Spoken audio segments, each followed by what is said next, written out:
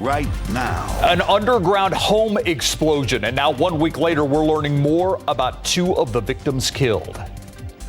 Just one police department to confirm that what was the cause of this.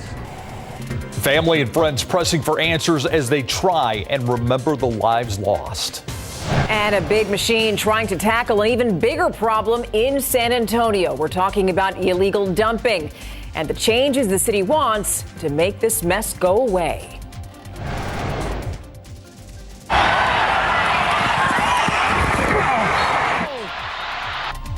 That is our Larry Ramirez getting in on the action of today's game between UTSA and Troy. By accident, emotions also running high for the University of the Incarnate Word Cardinals. Could they grab a huge win tonight? It's all coming up. But first, a week without answers, 7 days filled with questions about the explosion at a construction company site called K-Bar on the city's southeast side. Tonight, family and friends of some of those victims sharing their memories. They also released pictures to use tonight. Pictures of James Kalasek and William Thompson were released tonight. Roger Huron Jr. and Ashley Ottoby were also killed in Friday's blast. Investigators are waiting on soil samples to try and determine a cause. So far, they have ruled out several possibilities, including explosive devices or a drug lab. We've asked San Antonio police if they've had reports of criminal activity. We're waiting to hear back. Tonight, the night team's Alyssa Cole went back to the site to speak with some of the family members who are hoping for closure. There are more questions than answers in this Southeast Side community 1 week after a deadly explosion. Jimbo, he's the most big loss for us, for our community, because he was helping a lot of people. A lot of people, they was working for him. James Kalasek, or Jimbo, as he was known, died in the explosion near K-Bar Construction Services. He owned the business on South Presa, and just down the street, Little Sam's gas station owner AJ says Kalasek would often help people get on their feet. He's like, everybody deserves a second chance. William Thompson, better known to family and friends as Steele, his mother says he was outside working at K-Bar when the explosion happened. He did some of their mechanical work, and so when they needed something done, he would go down there. Skip King remembers her son as dependable and hardworking. She says he spent most days doing independent mechanical work projects. They do different things. They work on motors and bicycles and scrap iron and heavy work. He always did. We asked Skip, once detectives complete their investigation, would she want to know the cause of the explosion and would it bring her closure? Those details don't matter anymore. He's gone. But AJ says because he works in the community daily, he would like updates from investigators. Just one police department to confirm that what was the cause of this. And that was our Alyssa Cole reporting. Investigators now looking at whether a propane tank may be to blame for the explosion. We're told that it was connected to an underground home on the property. Of course, we're going to keep you updated on what investigators learned from those soil samples. We are just days away from the end of Title 42 on Wednesday. And tonight, a federal appeals court rejected a motion to keep that measure in place. That bid by several Republican-led states. The new ruling sets the stage for that case to go to the Supreme Court now. The measure allows agents to turn migrants away before they could seek the legal process of asylum. Some are concerned the end of Title 42 could mean even more crossings. We're already seeing that. Right now, about 2,500 migrants are being allowed to cross into El Paso every day. Migrants also crossing at other points of entry. The Department of Homeland Security predicting as many as 18,000 people could cross the border every day if Title 42 expires next week. Many migrants walking to the border to seek asylum as they try and escape the political turmoil or violence in their own countries. Right now, police have spent 8 hours looking for 3 men, each wanted in a deadly shooting outside the Westway Apartments near Miravista and Culebra Road.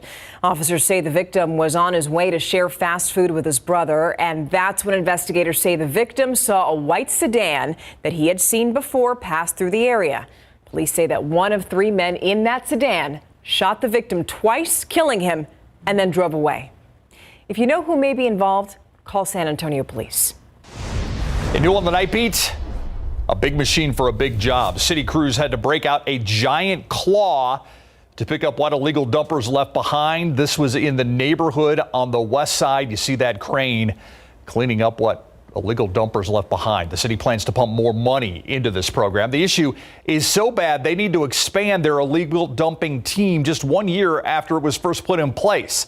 The 9 Team's John Paul Barajas takes us inside the effort to clear out the unwanted mess. One pile at a time, this claw is helping clean up the trash and unwanted belongings left on the streets of San Antonio. TVs, sofas, shopping carts, mattresses, brush. There was so much stuff that was dumped in this alleyway. What some may see as a convenient opportunity is an eyesore for others, but city officials say it can also be dangerous.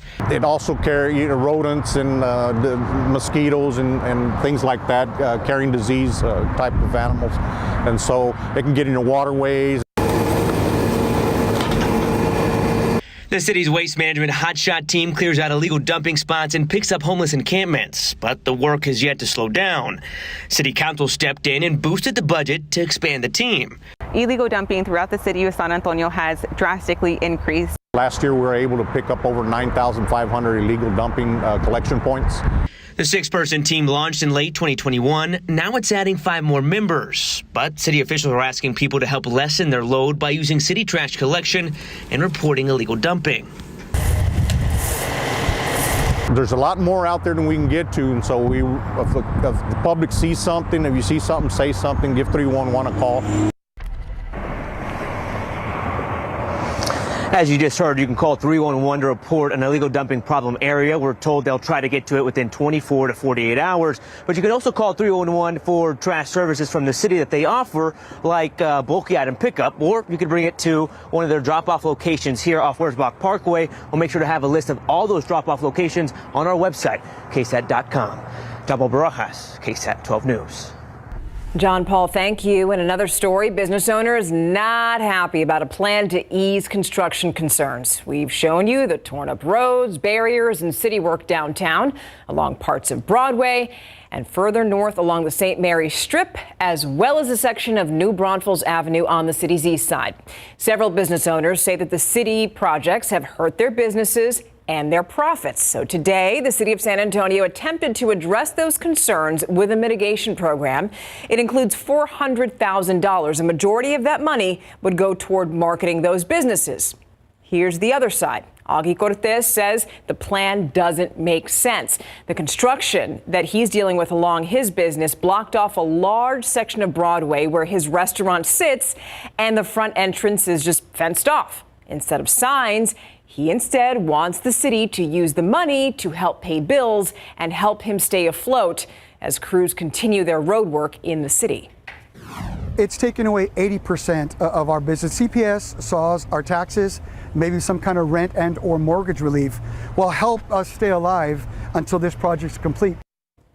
Here's the thing, though. Construction along Broadway is expected to last through August, but Cortez fears that his business may not last past this spring.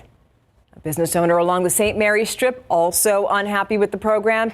Crews don't plan to fully reopen that section of road until after March. The first phase of construction along New Braunfels is also expected to wrap up in August.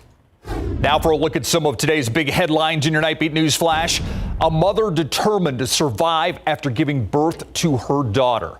This mother's love for her family is not to be questioned. Days after that delivery, doctors discovered a rare infection that nearly took Christina Pacheco's life. Her husband says she will be in the hospital for several more weeks. She knows she wants to get home to her babies. She misses them so much, but she's so strong. She's keeping positive just because she wants to get home to her family. Christina Pacheco has been in the hospital since October when she experienced toxic shock syndrome. Her organs began to shut down, and doctors ultimately amputated her hands and feet to save her life. The Pleasanton community now rallying for Pacheco and her family. They plan to hold a fundraiser for the family at St. Andrew's Church next month. We're cheering you on as well, Christina. The U.S. poised to respond during a turning point in the war in Ukraine. Russia launched a new round of missile attacks across that country.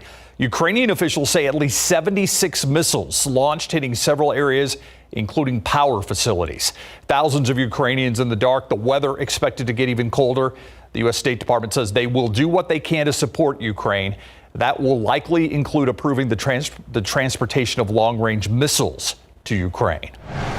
And back here at home, it's known as the largest Martin Luther King Jr. March in the country. And for the first time since the pandemic began, San Antonio's MLK March will be held in person. It's happening next month on the 16th. The MLK Commission announced the 36th annual event will have the theme "Together We Can Be the Dream." The march will begin at Dr. Martin Luther King Jr. Academy and at Pittman Sullivan Park, as it normally does, where there will be vendors, performers, and speakers. And that's a look at your Nightbeat News Flash. Breezy out there right now, feeling the chill outside. Winds up to 15 miles per hour at times, and even some gusts closer to 20. Temperatures in the 40s currently, and I do think we'll start the day tomorrow locally in the lower 40s. You get up into the hill country and some mid 30s. Canyon Lake 39, Comfort 36, and Kerrville about 35. Tomorrow, 42 in the morning, only 56 for the high. Some morning clouds leading to afternoon sunshine. The weekend's pretty straightforward. We have more important things to talk about next week, including the strongest cold front yet, when it arrives and what it means in just a bit. Thank you, Adam. Still ahead on the Night Beat. San Antonio teams took a hit. Our own Larry Ramirez also taken down, but he was been able to get back up. The big bowl game for UTSA and San Antonio rallying for the UIW Cardinals, hoping to take flight on the field tonight. Plus, just don't miss the signs. Holiday stress could lead to a holiday heart attack. The story of survival from a local lawmaker and the warning from a San Antonio doctor next on the Night Beat.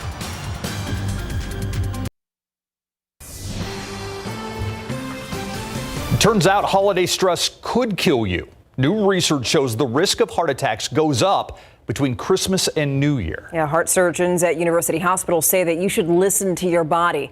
But one lawmaker says he didn't. Then he tells the Night Team's Patty Santos that decision sent him to the emergency room.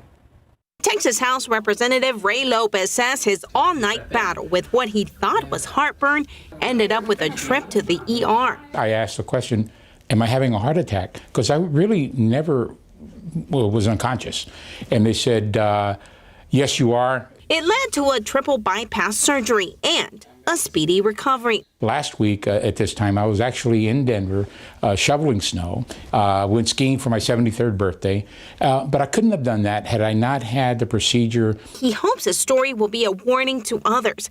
The American Heart Association says the winter holidays bring on more heart attack deaths than any time of the year. I think there are multiple factors. One, it can be a stressful, busy time. People can get distracted.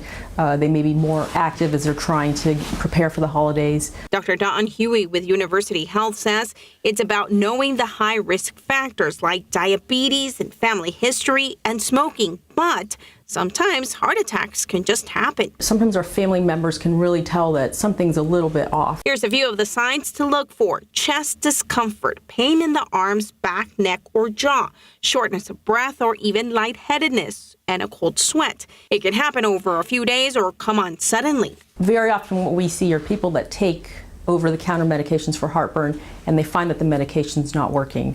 In that case, I would say, call 911 if it's severe, or call your doctor if you have one, or go to the hospital if you're really concerned. The best advice Lopez offers is to eliminate stress. That means deal with the issues or a job situation that's causing you not to be able to sleep. And he reminds you, enjoy the holiday food with moderation. Patty Santos, KSAT 12 News. Good advice, but we're happy for Mr. Lopez skiing on his 73rd birthday. Yeah. That's awesome. Current state rep, former city councilman. Good to see he's doing well. All right, 45 degrees out there as we take a look at the Alamo and Alamo Plaza tonight. And, man, it's beginning to feel a lot like Christmas right now. Yes, it is. And we've got a stronger cold front headed our way as we approach Christmas. So I want to just start with talking about the weekend, then jump into that colder air that's headed our way. This weekend, pretty straightforward. Mid 50s for afternoon highs. The coldest point this weekend will be Sunday morning at 35 degrees. Sunday, mainly gray. And next week, morning temperatures above freezing until we get to Friday. Next Friday should be our first freeze here in San Antonio, and not just our first freeze, but a hard freeze, making it down to 22 for the low temperature. So let's talk about this air. We're going to take a little trip to Siberia and take a look at the temperatures and where that cold air is originating. So you look around here and, well, we're in the 40s, not all that bad, but you widen it out. Remember the pinks and darker blues there indicate the colder temperatures across the nation right now. And these are directly correlated to the upper level air pattern and the airflow with this big counterclockwise circulation. This big upper level low draws that cooler air southward. Think of it as the opposite of the big blue H, which is what we have overhead in the summer. So we've got some 20s and teens in the core of that cold air up the plains and in parts of the Northland. But here's where a lot of our cold air originates, and that's actually in Siberia. Right now, a reading of 36 below Fahrenheit, 56 below Fahrenheit as well in Siberia.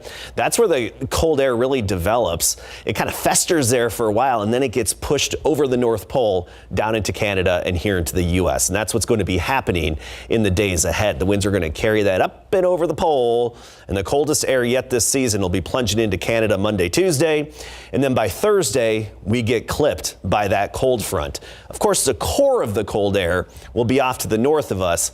It's not going to be 56 below in the core of that cold air. This cold air modifies. It warms up a little bit as it heads southward. But we're going to be impacted by this even through Christmas Day with well below average temperatures. So let's talk about those highs. Mid-50s this weekend and all the way through Wednesday of next week. Thursday, the cold front hits. Temperatures drop by the afternoon. Friday, remember we talked about that morning low of 22? By the afternoon, only 41. So that colder air arrives on Thursday in the afternoon. Our first freeze is likely. Precipitation, unlikely. It's looking sunny and pretty dry. It's going to remain cold through Christmas Day with the morning freeze likely Christmas Eve and even Christmas Day. But afternoons will be above freezing, likely in that 40-degree range, Christmas Eve and Christmas Day. A little bit of energy passing overhead right now. We need to talk about our next rain chance. Maybe a sprinkle tonight. Negligible. Don't even think about it. Don't even bother. We're watching this little circulation here west of California. That's in the Pacific. That's Monday's energy that's going to head our way and give us what I think is a pretty good chance of rain. Monday, first thing in the morning before sunrise through the morning commute and even the noon hour, likely to have some widely separated or scattered areas of rain. Even some pockets of heavy rain are possible. Highest accumulations are likely east of San Antonio, where we could see a half to 3/4 of an inch. But that's going to be the exception and not the norm. And it's really our only chance of rain. At least it's a good one at 60%. But of course, the headline is the windy and colder cold front that's coming next Thursday. Yeah, look at that, 40s. We'll keep you updated on the details too. All right, thank you, Adam. Thank you. Have you checked in with our friend Larry? How's he doing? Well, better than the teams. We just didn't have a good day, and neither did Larry, but he's bouncing back tonight. And we'll check in with him here in just a few minutes. In case you didn't know, he got hit on that last-second play in the UTSA bowl game. When we come back, the Cardinals get close tonight up in Fargo and still need a bowl win for UTSA when we come back. This SA Salutes holiday greeting is brought to you by Gomez Law Firm. My name is Joseph Gomez with the Gomez Law Firm. This is my wife Lauren and my two sons Jordan and JB. On behalf of everyone here, we'd like to wish our armed forces and veterans a Merry Christmas. Merry Christmas.